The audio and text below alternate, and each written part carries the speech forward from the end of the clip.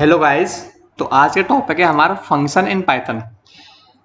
तो ये क्या होता है, ये मैं आपको इस वीडियो में बताऊंगा कैसे यूज करते हैं, कैसे इसे डिफाइन करते हैं, क्या मतलब होता है एंड क्यों यूज करते हैं, ये मैं आपको इस वीडियो में अच्छे से बताऊंगा। तो चलिए इसका एक छोटा सा व्यू आपको मैं दे देता हूँ। फंक्शन एक प्रोग्राम कोड होता है जिसको हम रीयूज कर सकते हैं अपने कोड में एंड अपने दूसरे प्रोग्राम्स में भी इसको इंपोर्ट करा के यूज कर सकते हैं। मैं आपको इस वीडियो में वो बताऊंगा कैसे कॉल करते हैं, कैसे वो फंक्शन एग्जीक्यूट होता है। तो चलिए बिना टाइम वेस्ट किए हम एक कोड लिखते हैं, उस कोड से मैं आपको दिखाता हूँ कैसे ये वर्क करता है। ओके, फंक्शन डिक्लेयर करने से पहले हमें उसे डिफाइन करना होता है। सबसे पहले डेफ होता है फंक्शन को डिफाइन करने के लिए। तो डिफाइन, अब उस फंक्शन का नाम लिखते हैं। सपोज आप लिखते हो हेलो, उसके बाद पैरेंथेसिस लगाते हैं, फिर कोलन लगाते हैं। सपोज आपने लगा इसमें प्रिंट हेलो।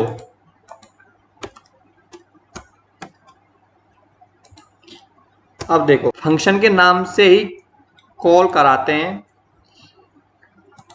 देखो ये हो गया, ये name calling function and called function same होते हैं। जब आप इसे कॉल कराएंगे तो ये एग्जीक्यूट होगा। जब ये एग्जीक्यूट होगा इसके अंदर जाएगा, इसमें ये प्रिंट हो जाएगा। देखो प्रिंट हेलो। अगर आप इसमें कोई भी आर्गुमेंट देते हो, वो आर्गुमेंट, जितने आर्गुमेंट आप इस फंक्शन में यहाँ पे दोगे, सेम नंबर ऑफ आर्गुमेंट आप इसमें प्रोवाइड कराओगे। ठीक है, सपोज आपने दिए यहाँ पे 2 and 5 एंड गाइज एक बात याद रखो, किसी भी फंक्शन को कॉल करने से पहले वो डिफाइन करना होता है। ये नहीं है आपने ये कॉल पहले कर लिया और डिफाइन बाद में किया, तो ये रॉन्ग है। तो इसमें आपको पहले ही एरर आ जाएगी। तो कॉल करने से पहले किसी चीज को हमें डिफाइन करना होता है। ओके, जब इसको कॉल किया तो इससे पहले हमने इसको डिफाइन कर दिया। जैसे कि आप यहाँ पे किसी वेरिएबल को यूज करने से पहले उसे पहले आप डिफाइन करते हो ना, सेम कॉन्सेप्ट यहाँ अप्लाइड होता है। किसी फंक्शन को कॉल करने से पहले उसे डिफाइन करना होता है। ठीक है, और हाँ, एक फंक्शन हमेशा कुछ ना कुछ रिटर्न करता है। जब आप इसको प्रिंट कराओगे ना, तो देखिए यहाँ पे क्या आता है, इस पे इसका रिजल्ट, और ये बाय डिफॉल्ट जब हम ये नन रिटर्न करता है। देखो 8 एंड नन। यदि आप इस नन को नहीं चाहते हो तो आप यहाँ पे रिटर्न लिख सकते हो। आप यहाँ पे कुछ भी रिटर्न करा सकते हो। जैसे कि मैं इसका रिजल्ट ही रिटर्न कराता हूं।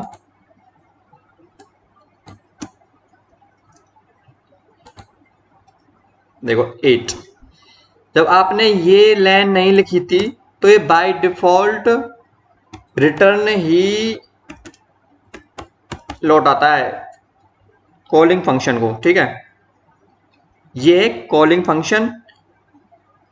जब इसने इसको कॉल किया तो इसने इसको रिटर्न किया नन, बाय डिफॉल्ट करता है। यदि आप इसमें देते हो कि इसको रिटर्न, जो आप यहाँ पे इसको प्रोवाइड कराओगे वो रिटर्न हो, तो वो ही रिटर्न होगा 8।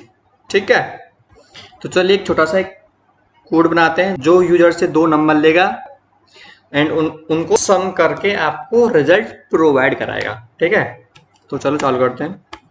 फंक्शन नाम दें display.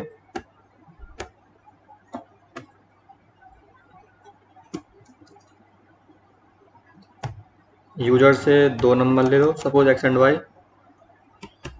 And guys you know there are 2 types of function in Python, inbuilt and user defined function.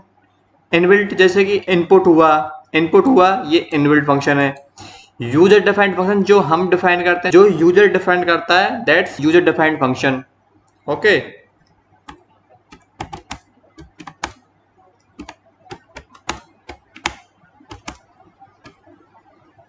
Do same for y, just change the variables name. Okay, now call the function display.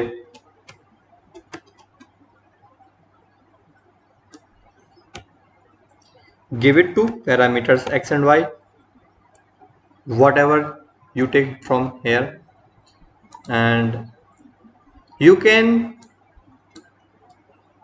give their both same name or you give them for different name also. Suppose you give a and b, so a equal to x and b equal to y.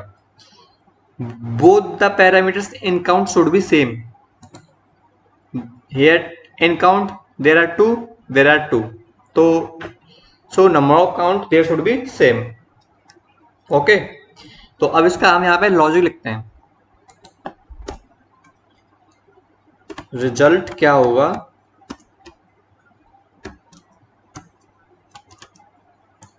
a plus b.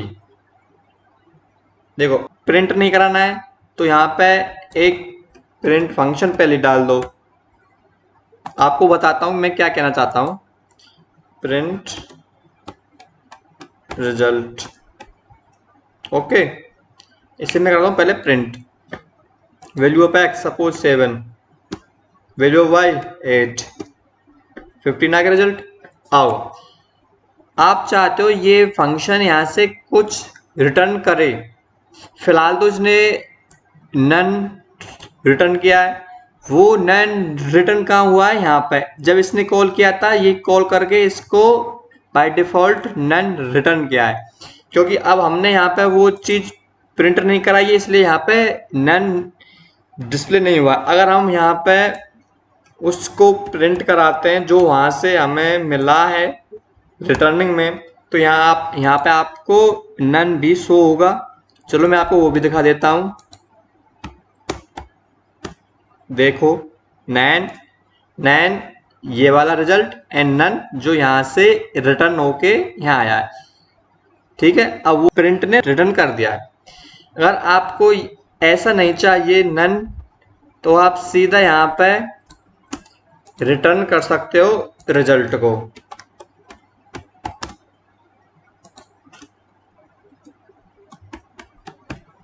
Okay, indentation error. अच्छा, okay clear. Value of x 5, value of y 9, 14.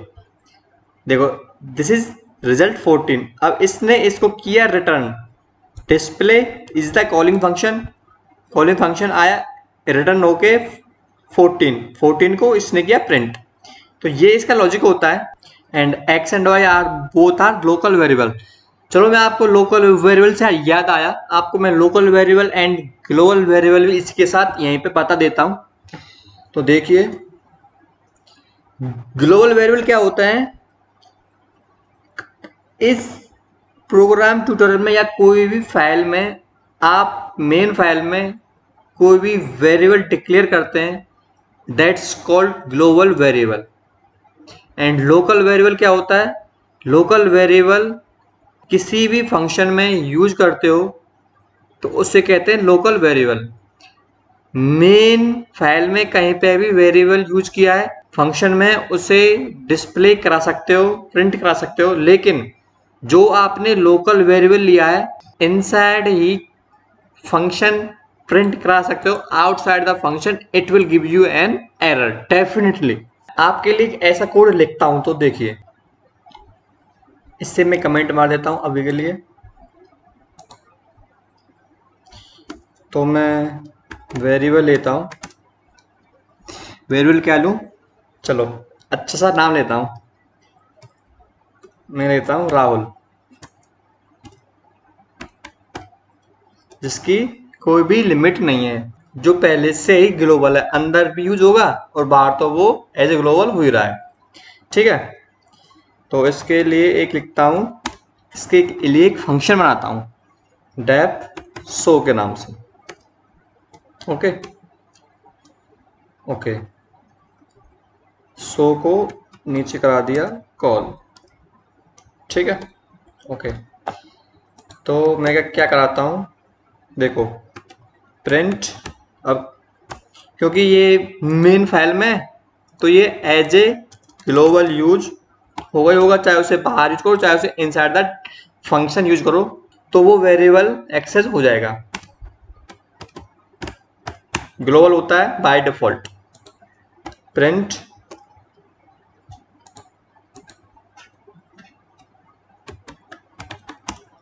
Inside the function,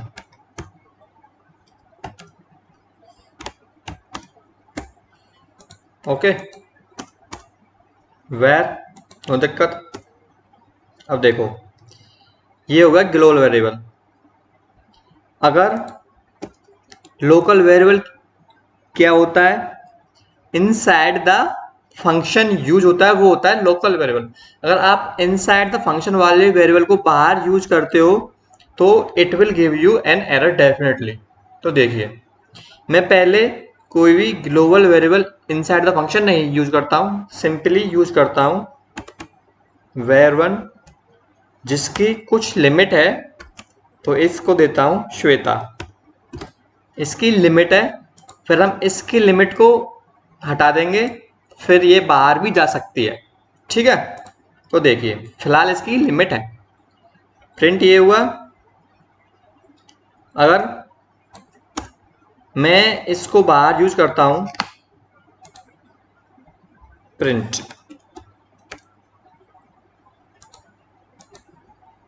var1, तो जब ये print, तो इसमें error आएगी, पहले इसने show कर दिया है लेकिन आपको मैं एरर यहाँ पे भी दिखाऊंगा।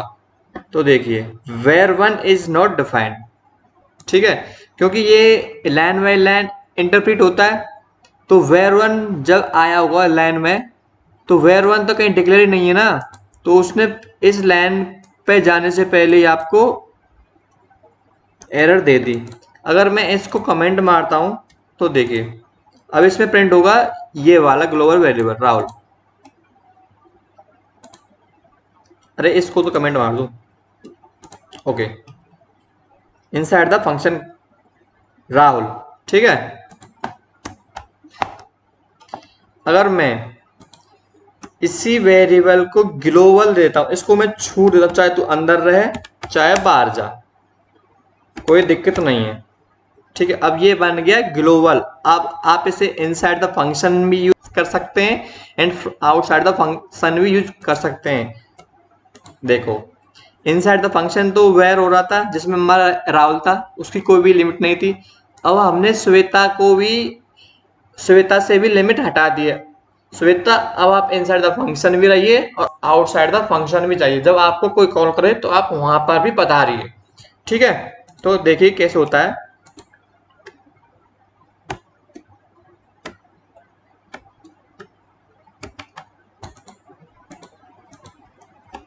outside the function, okay. देखो inside the function Rahul, outside the function Shweta, ठीक है। तो एज ए समरी में आपको ये बता देता हूं, local and global variable difference क्या होता है ये भी मैं आपको बता देता हूं। जो ग्लोबल वेरिएबल होता है, जो हमारे प्रोग्राम फाइल होता है उसके मेन बॉडी में ही डिक्लेयर होता है, ठीक है। जो हमारा लोकल वेरिएबल होता है वो इनसाइड द फंक्शन यूज होता है। ग्लोबल वेरिएबल को हम कहीं पे भी एक्सेस कर सकते हैं, इनसाइड द फंक्शन और आउटसाइड द फंक्शन। देखो आउटसाइड द फंक्शन कैसे यूज कर सकते हैं, देखो प्रिंट